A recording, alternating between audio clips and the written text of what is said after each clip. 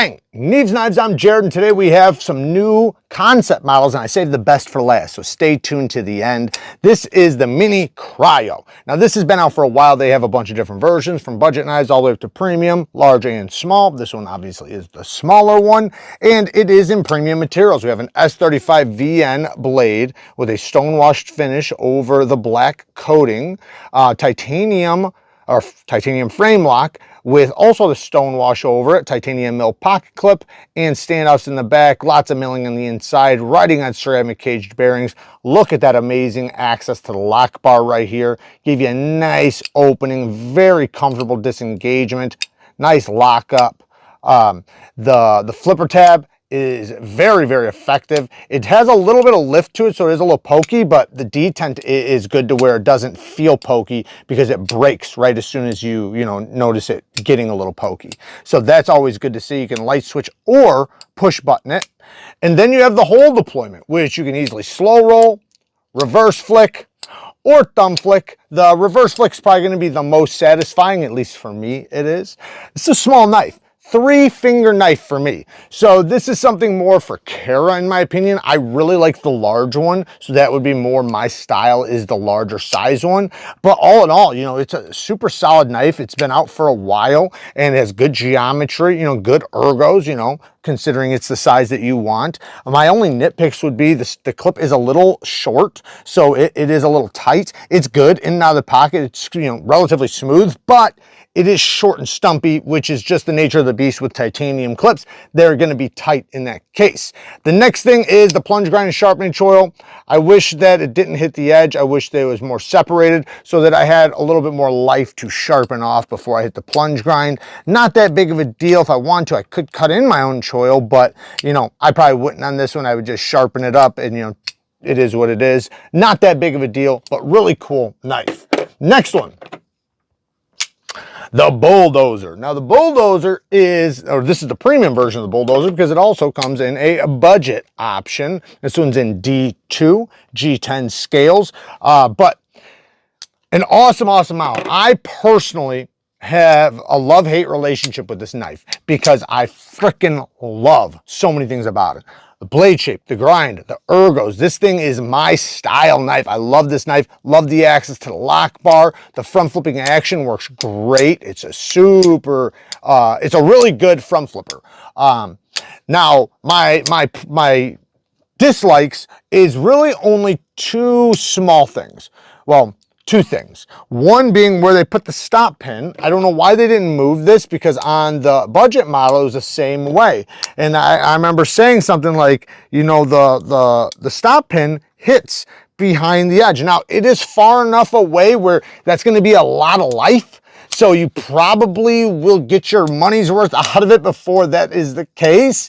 But why not, if you're going to do more models and redo it, why not just figure out a way to move it? Because you absolutely can. There's absolutely no reason why it has to be there. It can absolutely be moved up. They have the room to do it. So I think that is a missed opportunity for them. That would increase the life of this knife and allow me, if I wanted to sharpen it to death, I could. The next thing is that it is only a front flipper.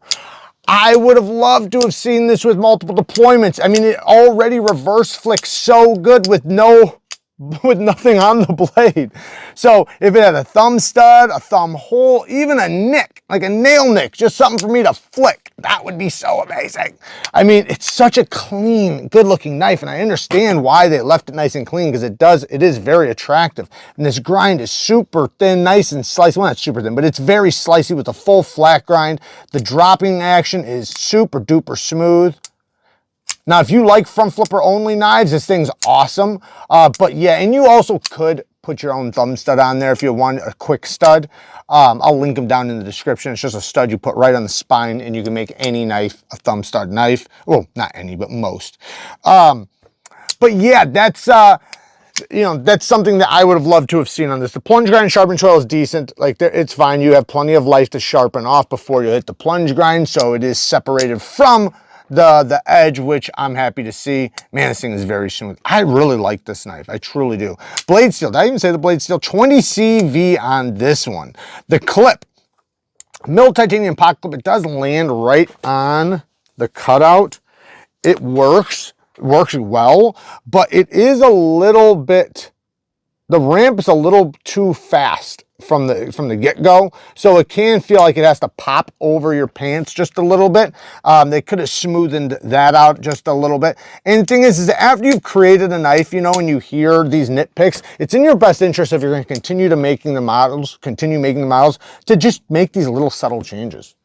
Now, the last one, last but not least, this is a Matt Christensen design. Oh my goodness, did they do this one good. They knocked this out of the park. Matt Christensen's designs are amazing already, and he did an incredible job with this design. And I gotta say, for a thumb disc action, you know, and this has been lately, like the last 3 thumb discs I've tried have been just amazing. If all thumb discs were like this, nobody would ever have a problem with thumb discs. This is like one of the most natural feeling thumb discs. It's like the most well executed thumb disc actions I've ever tried. It truly is. And that says a lot, because I give a few makers a lot of credit for their thumb discs. This one has the exact texturing you want, and it lands exactly where you want. Like right there with the thumb, it has the texturing for it and the reverse flick.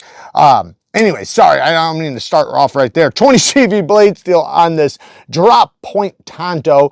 A slight Tonto, right? It is somewhat of like just like a high tip drop point, but it does have a secondary tip there that you can see. Now, if you wanted to, you could just sharpen this right into a drop point if you want to. If you wanted to get rid of this, just sharpen it like a drop point. But if you wanted to make sure this stays there, you are going to have to sharpen 2 edges separately. Beautiful grind though, nice and slicey, nice and thin behind the edge. I love the swedge on the spine to the tip. It's going to be a relatively durable tip. Plunge grind and sharpening trails done pretty well. It starts here and it ends about right there, so you have plenty of life, you know, and room to sharpen the knife. Love to see that, because I hate when they hit the plunge grind. Cut off of the lock bars on the inside, exactly how I like it. Love to see it like that. That makes it nice and smooth under the clip, and this is a great clip. The clip works very well in and out of the pocket, nice and smooth. Front flipping actions, amazing. He did such a good job designing this. Good jimping. The height and the leverage is just a really, you have a lot of leverage with this one, so you got a lot of power to flick through that, to break that detent. And, you know, the jimping, while it's not super sharp, the way it somewhat leans slightly, it just falls right into position for you. So it's, without jimping, you can still flip this, but it still does have jimping. This is not super sharp jimping, but it's not necessary. It doesn't need it. Works extremely well. Access to the lock bar, amazing access, perfect access, super duper smooth, running on ceramic caged bearings. And it, you know, to me, this is huge. Having a nice lock bar cutout like that, the chamfer or grind they did right there, makes it nice and comfortable, very easy to disengage. And look at how smooth that sucker is. Backspacer is a titanium backspacer. It is lined up nicely. The screws are a little bit proud of the handle. Those could be inset a little bit more, and I wish they were T8s. So that's like probably my biggest complaint, which is crazy. Like I normally have a million things to complain about. With this one, it's I wish they were T8s and I wish they were countersunk. The ergonomics are amazing on this thing. You can tell that it was really well thought out. The way this tapers, it's like right in the exact position I need it to start tapering down into my palm, making it like, it makes it to where I have a ton of leverage in this knife. I can use it for the pinch grip, and even though the tip is not super low and it is quite above the center of the pivot, I can easily still get to it and use it. So that's really cool. And the edge being as thin as it is, this is going to offer really good cutting performance out of this knife, out of their 20 CV. I can't speak to how well they've done their 20 CV. I have done a bit of testing on it, and it's been, you know, good and okay.